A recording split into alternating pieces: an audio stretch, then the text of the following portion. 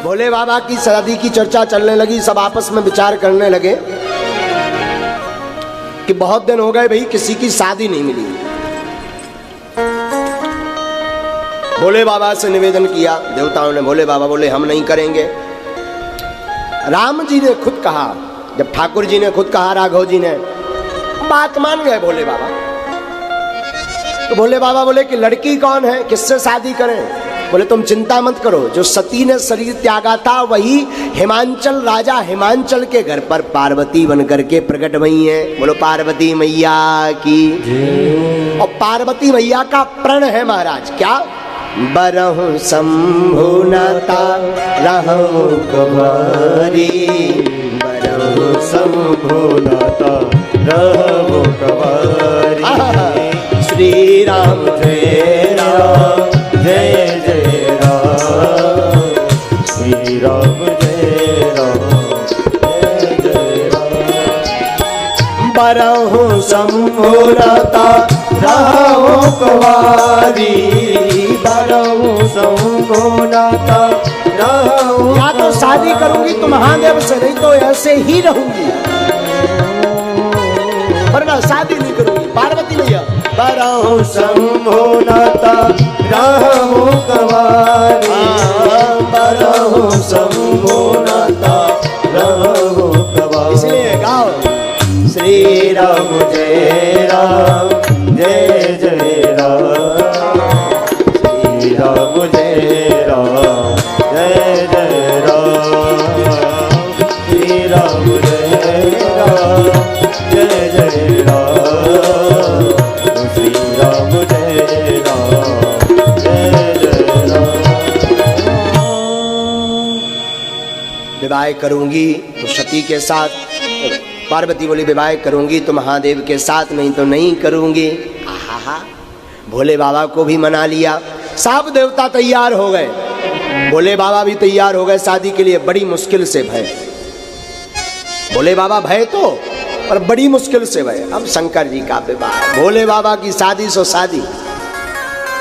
धीरे धीरे बारात जाने का दिन आ गया। बारात जानी थी, सब देवता तैयार हो रहे, अपने अपने वाहन को तैयार कर रहे हैं। यमराज अपने भैंसा को साफ कर रहा, क्लीनिंग भैंसा को। यमराज का वाहन है भैंसा, लगो रगड़ बे यमराज। भैंसा बोलो महाराज आज क्या करेंगे? यमराज बोले आज तुझे काले से ब्लैक से व्हाइट करके छोड़ेंगे। भैंसा बोलो क्यों? बोले शादी में जाना है। भैंसा बोलो हुजूर हमें छोड़ो। ठीक। इंद्र अपने हाथी को साफ कर रहा। इंद्र का वाहन है ऐरावत हाथी, व्हाइट है, लगे रगड़वे इंद्र। सब अपने अपने वाहन को तैयार कर रहे हैं, वाहन को सजा रहे हैं। भोले बाबा की किसी को ध्यान ही नहीं, जिसे दूल्हा बनना उसकी चिंता ही नहीं किसी को। अच्छा अक्सर होता भी ऐसा है, बारात में सब अपने ही अपने सजते हैं, दूल्हा की कोई ध्यान नहीं देता। अच्छा सजते इसलिए हैं, बोले क्यों? बोले सब हमें ही देखेंगे। पर दिक्कत ये हो जाती है कि सजते सब हैं दिखने के लिए, पर कोई किसी को नहीं देखता, अपने ही को देखता रहता पूरी शादी भर। हाँ, कोई किसी को नहीं देखता, सब अपने में। देखो इसका रेड है तो हमारा व्हाइट है, ये ब्लैक है तो यहाँ हम नीला पहने ब्लू। ऊपर से मेघ भी आ गए कि हाँ महाराज हमें भी बारात में चल ले। ऊपर से इंद्र भगवान आ गए गड़गड़ा दे, वे कह रहे हम भी चलेंगे, अकेले अकेले मत चलना बागेश्वर वाले महाराज जी बारात। बोलो राधे राधे राधे राधे। तो सब वाहनों को सजा रहे। भोले बाबा को किसी की खबर नहीं। अब भोले बाबा के गण बोले, बोले आज महाराज तुम्हें दूल्हा बनना है। भोले बाबा बोले बन जाएंगे, क्या दिक्कत है? अरे बोले कैसे नहीं दिक्कत, तैयार तो हो जाओ। जौन भेष में आप विराजे हो, इस भेष में अगर चलेगा तो कोई अपनी बेटी का विवाह तुमसे नहीं करेगा। भोले बाबा बोले भाई कर दो तैयार। अब तैयार कैसे किया? जटा मुकुटे अहि मोरे सवार, गण बोले कि मुकुट पहनाया जाए। बोले मुकुट मंगाओ, आज शादी है, शादी में उधार ले लिया जाता है। बोले जिसके मोटरसाइकिल हो, कार ना हो, पर शादी के दिन 2 दिन के लिए वो भी उधार ले देता है कार। तो बोले अब आप भी कुछ सामान उधार मंगाओ। बोले क्यों? बोले तैयार होकर के जाना। भोले बाबा बोले नहीं ऐसे ही ठीक है। बोले क्यों? बोले मंगा करके अगर शादी में दिखावा करने गए बाद में सब बराबर ही हो जाता है, इससे पहले ही बराबर रहो, हमें कुछ मांगना ही नहीं। तो गण बोले कि हमने सुना आपके मित्र श्री हरि विष्णु हैं। बोले हैं तो बोले उनसे एक मुकुट ही मंगा लो, रतन जड़त मुकुट हो, बढ़िया सुंदर लगेगा। भोले बाबा बोले नहीं, जरूरत ही नहीं। बोले क्यों? बोले मुकुट पहनेंगे तो अभिमान आएगा, दूसरा देखेगा तो ईर्षा आएगा, इसलिए उस मुकुट की जरूरत ही नहीं है जिससे किसी को अभिमान आए या किसी को ईर्षा होवे। हम बिना मुकुट के ही ठीक हैं। तो बोले क्या उपाय है? बोले एक काम करो, हमारी जटाओं का ही मुकुट बना दो, ना हमें अभिमान आएगा ना किसी को ईर्षा होगी। इसलिए जटा मुकुट, जटाओं का मुकुट बनाया। पहला संसार का ऐसा दूल्हा होगा जिसने अपने बालों का ही मुकुट बनाया हो। तो जटा मुकुट, जटा का मुकुट बनाने का एक और कारण है। एक कारण यह है कि जटाएं उसी की होती हैं जो मुड़ता है। ध्यान दीजिएगा, जटाएं उसी की बड़ी होती हैं जो मुड़ता है, मुंडन। और जो मुड़ता है, मुड़ने का मतलब ये नहीं केवल बालों से मुड़ना, मुड़ने का मतलब है गृहस्थ रूपी संसार से परमात्मा की ओर मुड़ जाना ही मुड़ना। और एक जने बड़ो प्यारी बात बोल रहे थे, बोले कि मूड मुड़ाए 3 गुण, सिर की मिट जाए खाज, खाने को बढ़िया मिले और लोग कहें महाराज। हाँ। एक जने बढ़िया बात कर रहे थे, बोले मूल मुड़ाए तो 3 गुण अच्छे हैं। एक महात्मा बोले एक महात्मा को एक महात्मा मिले सुबह एकदम सफा चटरावे, एक बार नहीं मूड में। बोले तुम तो हमेशा मुड़ाए रात, कारण क्या है? बाल होते ही नहीं। बोले मूड मुड़ाए 3 गुण, सिर की मिट जाए खाज, खाने को बढ़िया मिले लोग कहे महाराज। हम इसलिए मूड मुड़ा। तो मुड़ने का मतलब है मुड़ना, केवल मूड मुड़ना नहीं। मुड़ने का मतलब है कि एक बार मुड़ गए तो फिर लौट के संसार की तरफ नहीं, गोविंद की तरफ ही मुड़े रहना। इसलिए भोले बाबा का जो मुकुट है, जटा मुकुट आई मोर समा। अब देखिए भैया इस चौपाई में फिर देखिए, मोर, मोर जानते ना, मोर को सहरा भी बोलते ना, है? जो मोर बांधते हैं सिर पर। भोले बाबा ने जो मोर बनवाया तो गणों ने कहा कि मोर कैसे बनाए? बोले बनाओ। एक गण बोला कि आप ही कोई उपाय बताओ। भोले बाबा बोले सांपों का बनाओ। तो एक गण भागता हुआ गया, पतले पतले सांप ले आया, हरीरे पीले लाल, इकट्ठे इतने सांप ला करके पूरे सांपों का मुंह बांध दिया। अब मुंह को जटाओं में भर दिया, पूंछ सामने से लटका दी, हो गया मोर। तो जटा मुकुट अहि मोर, अहि अहि माने होता सांप। यहां प्रश्न उठता है कि भोले बाबा ने सांपों का ही मोर क्यों पहना? तो एक संत ने बढ़िया जवाब दिया, भोले बाबा ज्ञानी है, ज्ञाना भूमि है शमशान की भूमि, ज्ञान भूमि में रहते। भोले बाबा सबको बताना चाहते कि काल सबके मूड पे बैठा और तुम दूल्हा बनने के चक्कर में समय गवा रहा, भाग जा, सावधान कर रहे हैं। अहि माने होता सांप, सांप का अर्थ है काल। मानो भोले बाबा कहना चाहते हो कि एक दिन काल के मुंह में तो जाना ही है, अब ऐसे तुम खुशी मना करके दिन व्यर्थ क्यों गवा रहे हो? रात गवाई सोए कर दिवस गवाया खा, हीरा जन्म अनमोल था सो कौड़ी बदले जा। इसलिए सांपों का मोर है। कानन कुंडल पहिरे, कानों में कुंडल है।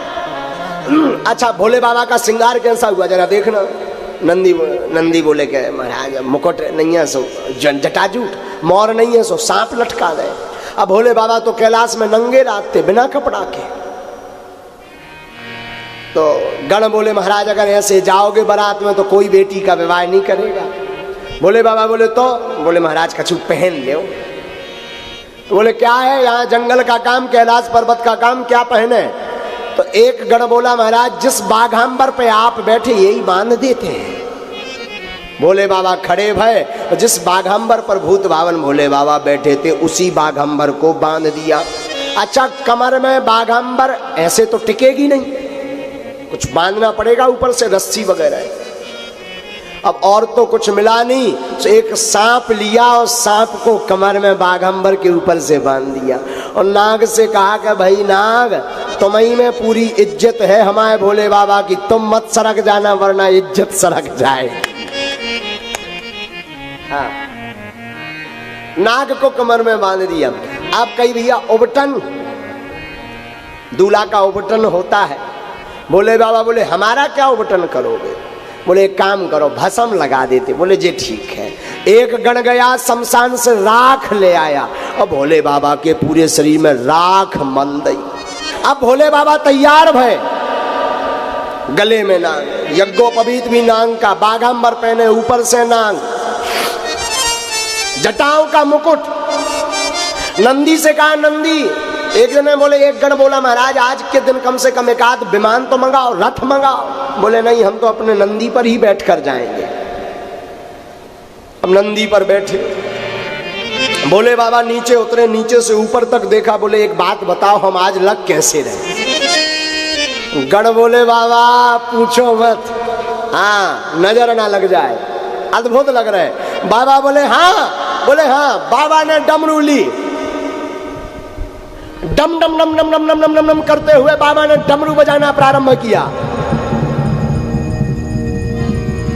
एक हाथ में त्रिशूल लिया। नंदी और गणों ने देखा बाबा खुश हैं। कर त्रिशूल अरु डमरू विराजा, कर त्रिशूल अरु डमरू विराजा, कर त्रिशूल अरु डमरू विराजा, कर त्रिशूल अरु डमरू विराजा, कर त्रिशूल अरु डमरू विराजा। हाथ में त्रिशूल लिया, डमरू डम डम डम डम डम डम डम डम डम डम डम। गण सब प्रसन्नचित्त है। गण कह रहे हरे हरे हरे।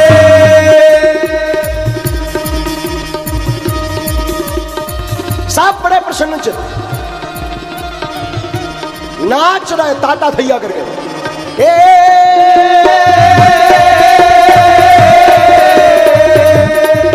बाबा शिव की बारात बड़ी अद्भुत बारात, बाबा शिव की बारात बड़ी अद्भुत बारात, बाबा शिव की बारात बड़ी अद्भुत बारात, बाबा शिव की बारात बड़ी अद्भुत बारात।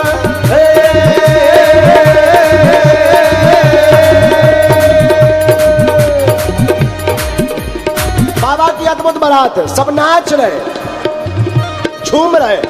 तो जो कमर में नांग बंधा हुआ था उसने सोचा हम भी थोड़ा डांस कर लें क्या। सब नाच रहे, नंदी भी, श्रृंगी भी, भृंगी भी, केवल हम रह जाएंगे। गले में जो नाग है वो भी डांस कर रहा। कमर वाले नाग ने सोचा हम रह जाएंगे नाचने को, अभी तो सब मस्त है कोई देख थोड़ी रहा। और धीरे से महाराज कमर से वो नाग खिसका।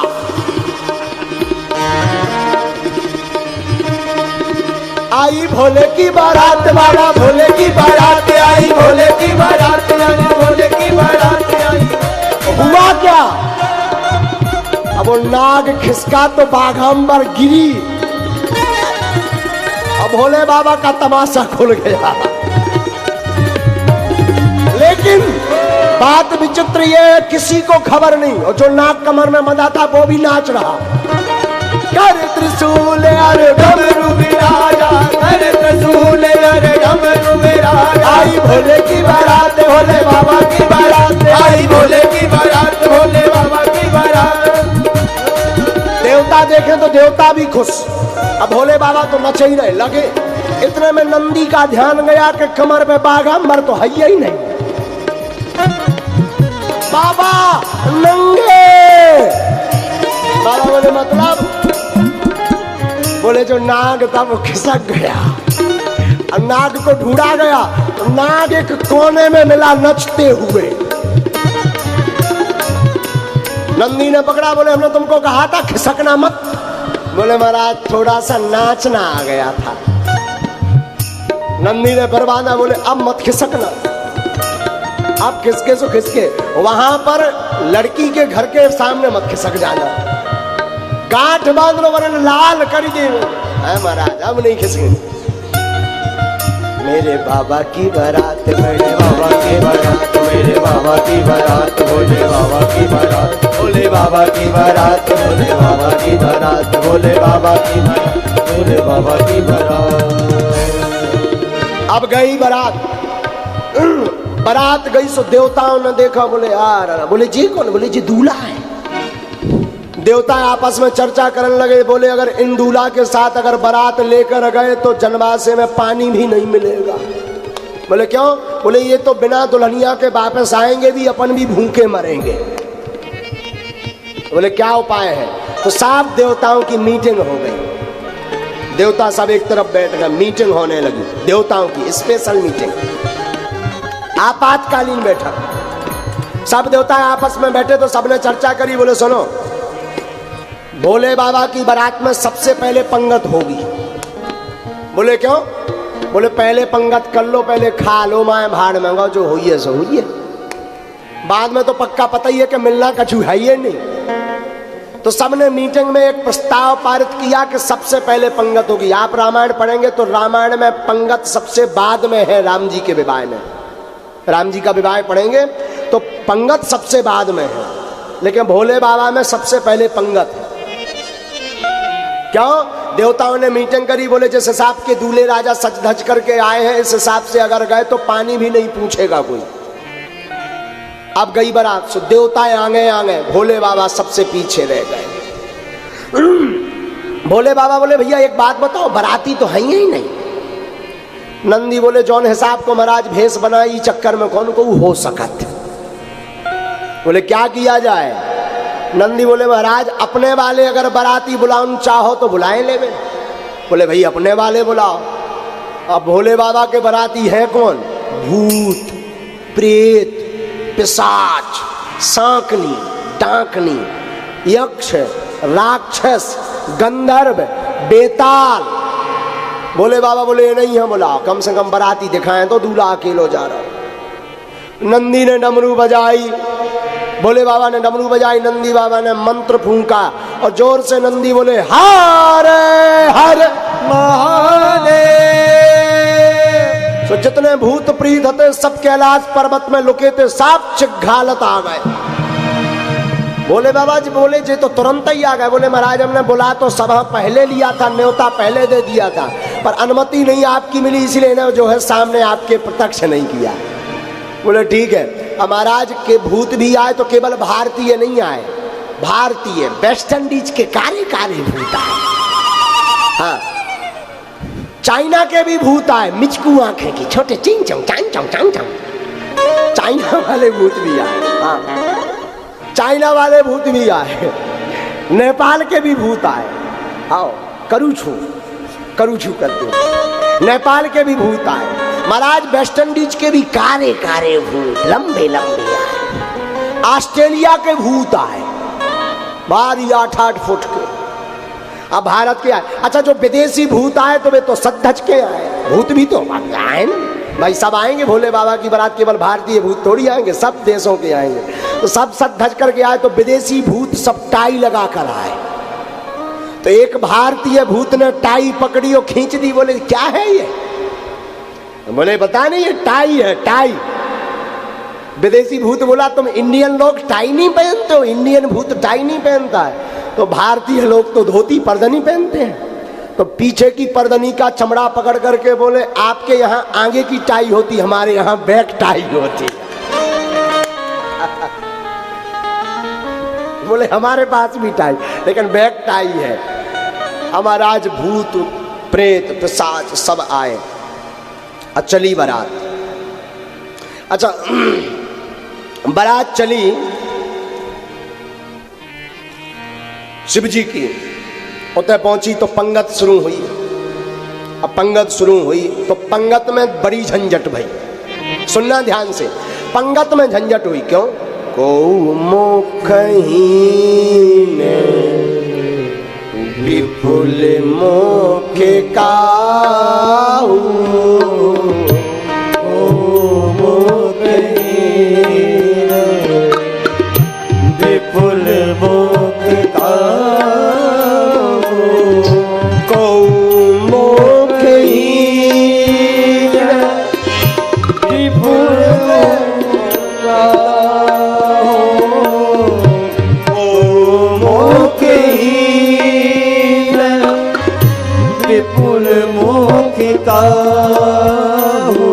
बारात भंडारा पाने, भोजन पाने जीवने बैठी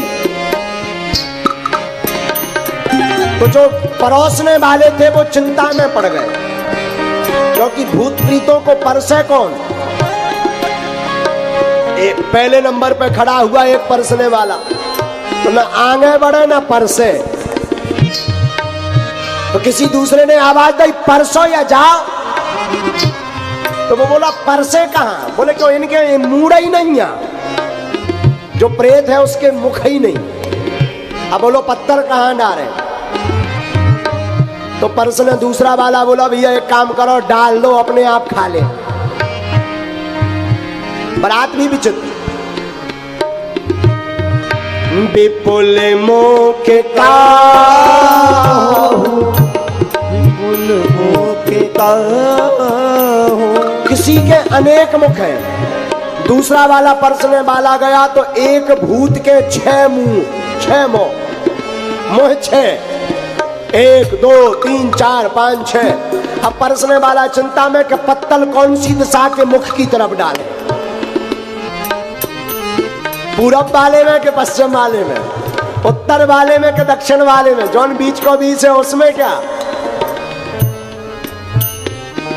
अच्छा, शंकर जी के घर में मुख की बड़ी लड़ाई है।